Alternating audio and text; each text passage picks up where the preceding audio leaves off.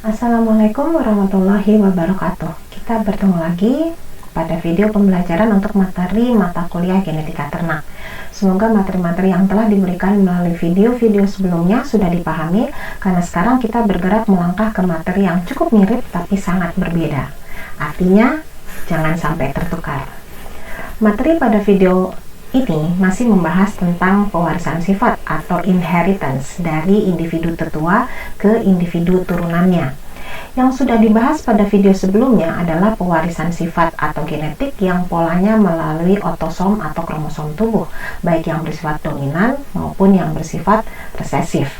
Sekarang kita fokus membahas pewarisan sifat atau genetik yang polanya melalui gonosom atau kromosom kelamin.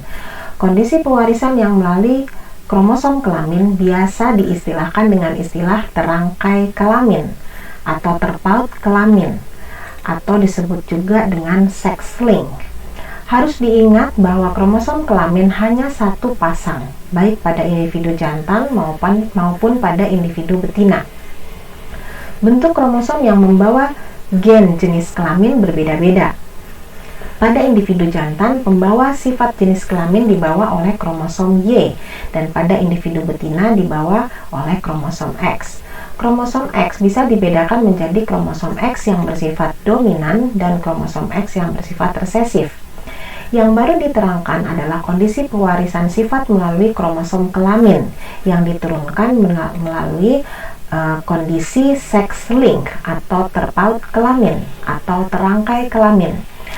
Ada dua jenis kondisi pewarisan sifat lainnya yang juga diturunkan melalui kromosom kelamin, yaitu melalui kondisi sex limited atau dibatasi oleh jenis kelamin dan kondisi sex influence atau dipengaruhi oleh jenis kelamin. Sekarang kita bahas satu persatu, tapi ingat jangan sampai tertukar. Jadi jangan dihafal, tapi harus dimengerti. Baik, ada istilah, jadi istilah sifat terpaut kelamin atau terangkai kelamin atau sex link trait, jadi ini sifat itu trait ya, yaitu sifat yang dikontrol oleh gen pada kromosom kelamin, bisa kromosom X, bisa kromosom Y. Ada juga istilah gen terpaut kelamin atau gen terangkai kelamin atau gen terangkai seks, atau bahasa Inggrisnya disebut sex link gene, adalah gen-gen yang terletak pada kromosom kelamin. Jadi jangan tertukar, yang sex link gene adalah gennya, kemudian sex link trait adalah sifatnya. Peristiwa yang melibatkan pewarisan gen-gen yang terletak pada kromosom kelamin atau disebut peristiwa penurunan sifat atau pewarisan sifat yang dipengaruhi oleh jenis kelamin disebut peristiwa terpaut kelamin atau peristiwa terangkai kelamin, atau bahasa Inggrisnya disebut sex linkage. Jadi berbeda ya, istilahnya mirip-mirip tapi berbeda. Sebelum melanjutkan ke pembahasan tentang pewarisan sifat secara terangkai kelamin, baik terangkai kelamin X maupun terangkai kelamin Y, baiknya Anda mengenal dan memahami dulu skema kromosom kelamin atau gonosom. Bila digambarkan secara karikatur, kromosom kelamin X akan tampak lebih besar dan mempunyai sebelah tangan yang lebih panjang dibandingkan kromosom kelamin Y. Bagian kromosom kelamin X ada yang posisinya sejajar dengan kromosom kelamin Y dan disebut sebagai bagian homolog, atau gen-gen yang berada pada bagian kromosom tersebut disebut incompletely sex linked gene. Oke. Sedangkan bagian kromosom kelamin X yang posisinya tidak sejajar dengan bagian kromosom kelamin Y disebut bagian tidak homolog. Anda perlu pahami bahwa gen-gen yang cara pewarisan sifatnya secara terangkai kelamin dan berada pada kromosom kelamin X yang tampak lebih besar disebut gen rangkai X atau X-linked gene. Selanjutnya nanti akan ada X-linked gene dominan dan X-linked gene yang resesif. Sedangkan gen-gen yang cara pewarisan sifatnya secara terangkai kelamin dan berada pada kromosom kelamin Y disebut gen rangkai Y atau gen Hollandrick. Jadi pada prinsipnya, saya ulangi lagi ya, gen terangkai kelamin atau sex-linked gene dapat dikelompokkan berdasarkan letak kromosom kelaminnya. Artinya, letak kromosom kelaminnya pada kromosom X atau kromosom Y. Gen-gen yang terletak pada kromosom kelamin X yang memiliki pasangan yang sejajar pada kromosom kelamin Y disebut dengan gen terangkai kelamin tidak sempurna atau istilahnya incompletely sex-linked gene. Dan pola pewarisan sifatnya disebut incompletely sex-linked inheritance. Ini pola pewarisannya, ini gennya, ya. Gen-gen yang terletak pada kromosom kelamin X pada bagian tangan yang lebih besar disebut gen terangkai kelamin X atau gen rangkai X atau X-linked genes. Kromosom kelamin X ada yang bersifat dominan atau gen-gen yang terletak pada kromosom X tadi itu bersifat dominan, gitu ya, atau pewarisannya disebut belakangnya bukan gene tapi inheritance. Kemudian ada juga kromosom kelamin X yang bersifat resesif atau X-linked recessive gene, itu gennya. Tapi kalau pola pewarisannya X-linked recessive inheritance. Seperti itu ya. Jadi saya ulangi, untuk pola pewarisannya dikenal dengan istilah pola pewarisan terangkai kromosom X dominan, gitu ya, atau X-linked dominant inheritance. Sedangkan kalau yang resesif, pola pewarisan terangkai kelamin X yang bersifat resesif disebut X-linked recessive inheritance. Semoga bisa dimengerti ya. Berikutnya ada gen-gen yang terletak pada kromosom kelamin Y pada bagian tangan yang kecil yang disebut gen terangkai kelamin Y atau Y-linked gene. Kadang-kadang istilahnya disebut juga dengan gen Hollandrick, gitu ya. Pola pewarisannya adalah pola pewarisan terangkai kromosom Y atau Y-linked inheritance. Itulah gambaran besar yang akan kita bahas satu persatu. Sebagian besar sifat yang terpaut kelamin dan berhubungan dengan kondisi kelainan sifat atau cacat ternyata lebih banyak dibawa oleh kromosom X. Apa penyebabnya?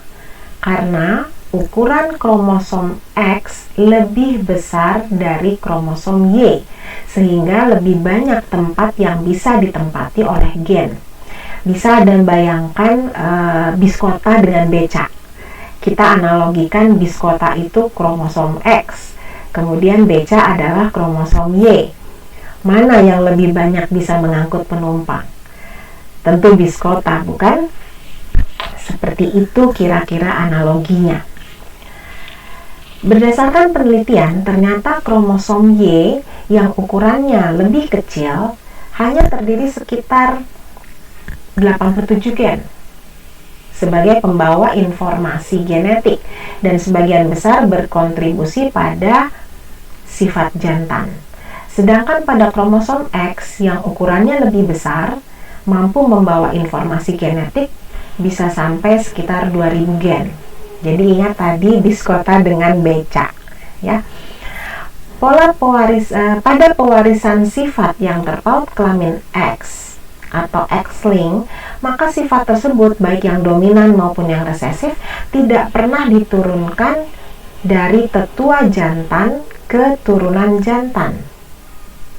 Harus dipahami ya, jangan dihafal. Jadi bila ada sifat tetua jantan yang menurun ke turunan jantan, bisa disimpulkan bahwa sifat tersebut tidak terpaut kelamin X. Saya ulangi, kalau ada sifat dari tetua jantan yang turun ke turunan jantan, berarti sifat itu bukan terpaut kelamin X. Ya. Sekarang kita lebih fokus untuk membahas pola pewarisan sifat yang terpaut kelamin X tapi yang resesif. Yang resesif saja dulu. Ternyata setelah diteliti, lebih banyak kondisi cacat atau penyakit atau kelainan yang disebabkan oleh gen yang terpaut kromosom X yang bersifat resesif. Karena gennya terpaut kromosom X, berarti kondisi atau cacat atau penyakit atau kelainan tersebut bisa terjadi pada wanita, bisa juga terjadi pada pria. Ingat, pada kromosom X, karena X punya, laki-laki punya X, perempuan juga punya X, berarti kalau sifat itu dibawa oleh kromosom X, baik yang dominan maupun yang resesif, berarti sifat itu bisa saja muncul pada pria ataupun wanita, jantan ataupun betina. Meskipun demikian, persentasenya ternyata masih lebih banyak terjadi kecacatannya atau penyakitnya itu terjadi pada pria atau jantan. Kenapa bisa demikian? Karena pria hanya punya satu kromosom X. Bila ternyata kromosom X tersebut adalah kromosom yang bersifat resesif dan membawa gen cacat, maka pria itu cacat. Bisa dimengerti ya? Sedangkan wanita punya dua kromosom X. Berarti wanita yang terinfeksi atau wanita yang cacat harus memiliki dua kromosom resesif, baru dia bisa terlihat cacat. Karena hanya ada satu, tidak terlihat cacat. Karena ini dibawa oleh kromosom resesif ya. Jadi saya ulangi, bila hanya ada satu kromosom X yang resesif, maka wanita itu hanya bersifat sebagai carrier atau pembawa sifat karena genotipnya bersifat dalam kondisi heterozigot. Anda harus waspada karena ternyata ada gen yang terpaut kromosom X yang resesif yang ternyata dapat mengakibatkan kematian, atau masih ingat istilahnya apa?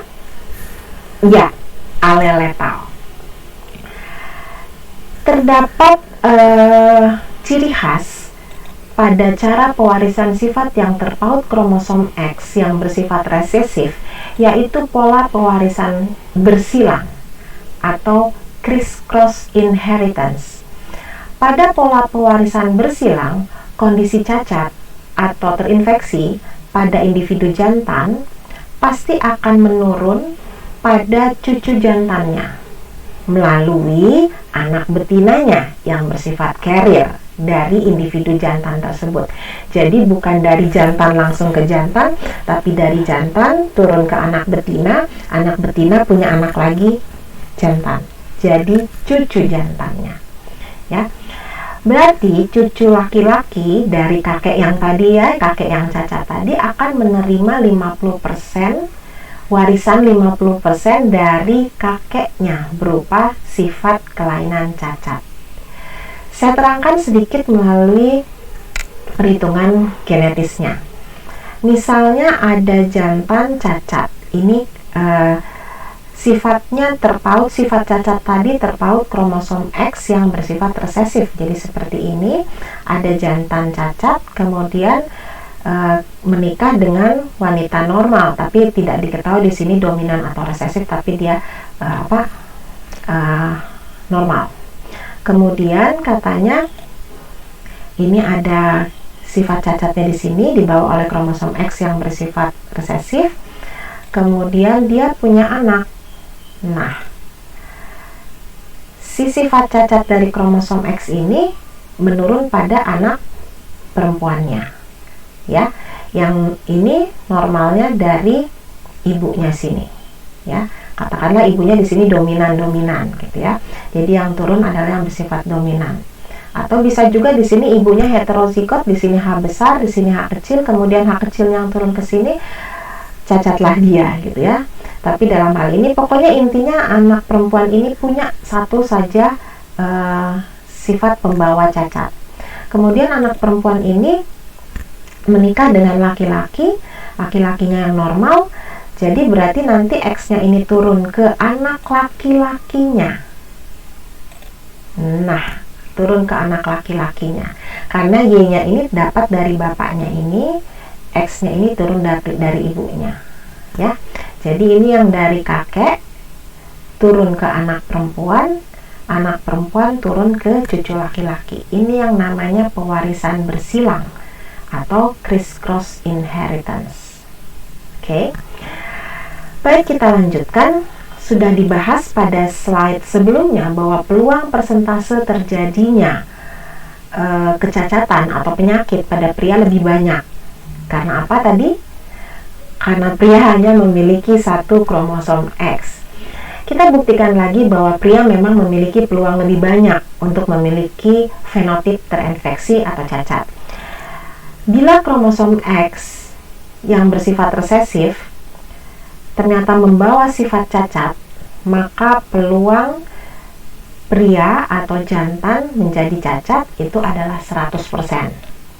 Oleh karena itu, tidak ada pria atau jantan yang bersifat carrier atau dalam kondisi genotipnya adalah heterozigot. Kenapa? Karena pilihan kromosom X-nya hanya satu, sehat atau cacat. Ya. Nah, tapi individu jantan yang cacat atau terinfeksi itu karena gen yang terpaut kromosom kelamin X yang resesif tidak akan menurunkan kelainan sifat cacat pada turunan jantannya. Ingat, jantan yang cacat tidak akan menurunkan cacatnya yang dari kromosom X yang cacat tadi, X resesif cacat tadi pada anak jantannya, anak laki-lakinya. Kenapa? Karena tidak ada pewarisan sifat dari tetua jantan keturunan ke keturunan jantan melalui kromosom kelamin X. Ya. Yang ada yang apa? Yang ada dari tetua jantan ke turunan betina. Sedangkan kromosom yang diturunkan dari tetua jantan ke keturunan jantan itu hanya kromosom Y. Kita lihat dalam skema genetisnya supaya Anda lebih mengerti. Katakanlah ada jantan yang terinfeksi, ini betina yang normal. Kemudian lihat kemungkinan anaknya adalah si jantan yang cacat tadi, Y-nya turun ke anak laki-laki. Lihat, jantan ini anak laki-laki. Yang turun ke anak laki-lakinya adalah Y-nya. Turun ke sini, X-nya diturunkan dari ibunya. Sedangkan sifat cacat tadi yang terpaut kromosom X yang bersifat resesif tadi itu diturunkan ke anak betinanya. Ya, yang sebelah lagi dapat dari ibunya. Ini bukti bahwa tidak ada pewarisan sifat cacat dari tetua jantan ke anak jantan. Ya. Yang barusan kita bahas adalah pewarisan sifat dari individu jantan yang terinfeksi ke keturunannya. Sekarang kita bahas dari mana individu jantan mendapat warisan sifat cacat tadi. Si bapak yang cacat tadi dapatnya dari mana?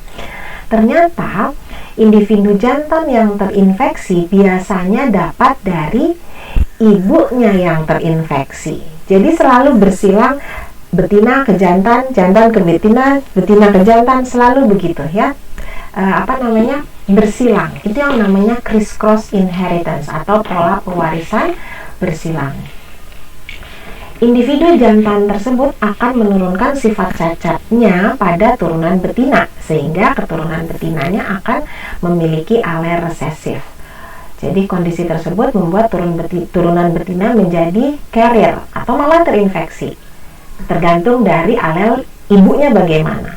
Ya, kita lihat lagi sekarang menggunakan matematis genetis. Tadi katanya ada pejantan yang cacat karena dia memiliki sifat resesif yang terpaut kromosom X, menikah dengan wanita normal. Tadi ditanyakan dari mana dapat cacatnya ini, si X, H kecilnya dari mana? Ini jantan ya, ternyata dia dapat dari ibunya ini. Ibunya terinfeksi. Jadi ibunya 2 malah kromosom X resesifnya dua-duanya, berarti ibunya terinfeksi, menikah dengan ayah yang normal. Nah, ini turun si X, H kecilnya turun ke sini. Kemudian Y-nya ini dari bapaknya turun ke sini, ya. Nah, sekarang ini menikah dengan betina normal, ternyata ini yang pembawa sifat cacat tadi menurun pada anak perempuannya, yang ini, ya, anak perempuannya. Kemudian yang X-nya yang satu ini dapat dari sini, atau X yang ini turun ke sini, seperti itu, ya. Jadi ini yang bersilang seperti tadi ya, namanya criss-cross inheritance. Sekarang individu betina yang carrier atau bergenotip heterozigot, ini seperti ini, heterozigot 1H besar 1H kecil, akan mewariskan sifat kelainan atau cacatnya yang dibawa oleh gen yang berada dalam kromosom kelamin X pada sebagian turunan jantannya. Jadi mereka pasti akan terinfeksi atau cacat seperti ini. Tidak ada pilihan lain, ya. Atau bisa juga ke sebagian turunan betinanya. Tapi kalau sebagian turunan betina berarti dia tidak cacat, tapi dia hanya carrier karena hanya sebelah yang kromosomnya resesif. Oke, jadi mereka bisa carrier, bisa juga terinfeksi karena tergantung dari genotip tetua jantannya. Sekarang kita lihat pakai matematis genetisnya supaya Anda mengerti. Katanya tadi ada betina carrier seperti ini. Ini ada satu yang membawa penyakitnya atau cacatnya. Dia akan menurunkan pada anak jantannya, gitu ya. Dari sini turun ke sini. Nah, Y-nya turun dari bapaknya. Oke. Atau bisa juga ini kan, sebagian turunan jantannya akan cacat. Oke. Atau si cacat ini bisa juga turun ke anak betinanya, dan anak betinanya dia di sini, karena di sini bapaknya sehat, berarti di sini H besar, berarti dari X-nya turun dari bapaknya, yang ini turun dari ibunya. Seperti itu, ya. Harap diingat bahwa jarang terjadi individu betina yang cacat akibat gen terpaut kromosom kelamin yang X resesif, itu jarang sekali terjadi. Pada kondisi ini, individu betina tersebut harus punya 2 alel resesif, harus XH kecil, XH kecil, baru dia terlihat cacat, gitu ya. Jadi kalau baru XH besar, XH kecil, itu hanya carrier. Kondisi tersebut baru terjadi pada persilangan antara tetua jantan yang terinfeksi dengan betina carrier. Atau kita bisa lihat seperti ini ada betina carrier, kemudian jantannya yang terinfeksi. Nah, ini ada 2, karena dia carrier punya sebelah kromosom X bersifat resesif. Nah, ini yang turun menjadi anaknya betina yang cacat. Ini tadi ya, betina cacat. Kalau jarang terjadi, baru bisa terjadi kalau ada perkawinan antara jantan cacat dengan wanita carrier, ya. Atau perkawinan yang kedua, contohnya kemungkinan adalah jantan cacat dengan wanita cacat, ya. Nah, ini ada 2 wanita cacat, di sini ada jantan cacat, jadi cacat kawin dengan cacat, berarti tidak ada pilihan, X-nya pasti turun dari bapak 1, turun dari ibu 1. Ya. Seperti ini. Tuh. Jadi hanya bisa terjadi pada kemungkinan perkawinan seperti yang ini atau seperti yang ini. Bisa dimengerti? Kita lanjutkan. Turunan jantan yang terinfeksi berarti dalam tubuhnya itu akan mengalir 50% alel resesif dari tetua betinanya yang bersifat carrier. Kita lihat seperti apa. Ini ada betina carrier menikah dengan laki-laki atau betina carrier dan jantan normal. Katanya Kak, turunan jantan itu akan menerima 50% dari tetua betinanya yang heterozigot. Ini betinanya heterozigot, berarti nanti si yang 50% ini akan turun, turunan jantan X-nya turun dari sini, Y-nya turun dari sini. Ya. Jadi kalau ini betina normal, berarti ini X-nya turun dari sini, yang satu turun dari sini. Kemungkinan yang lain X dari sini, ini X kecilnya dari sini ke sini, X besarnya dari sini. Berarti ini masih normal tapi carrier. Kemudian yang XY ini jantan, berarti XH besarnya dari ibunya, Y-nya dari bapaknya. Jadi ini jantan normal karena tidak ada resesifnya. Sedangkan yang XH kecil turun dari ibunya ini, Y-nya turun dari bapak ini. Berarti jantan terinfeksi. Ya. Baiklah, kini Anda telah mengetahui berbagai kemungkinan cara pewarisan sifat dari tetua kepada turunannya melalui kromosom X yang resesif. Memang masih banyak yang harus Anda lakukan, butuh usaha, waktu, kerja keras untuk membuat Anda lebih memahami materi ini. Saya menyarankan agar pelajari dengan baik setiap materi baru agar Anda tidak bertambah bingung. Apalagi materi bahasanya makin lama makin kompleks. Ya, tetap semangat dan selamat belajar.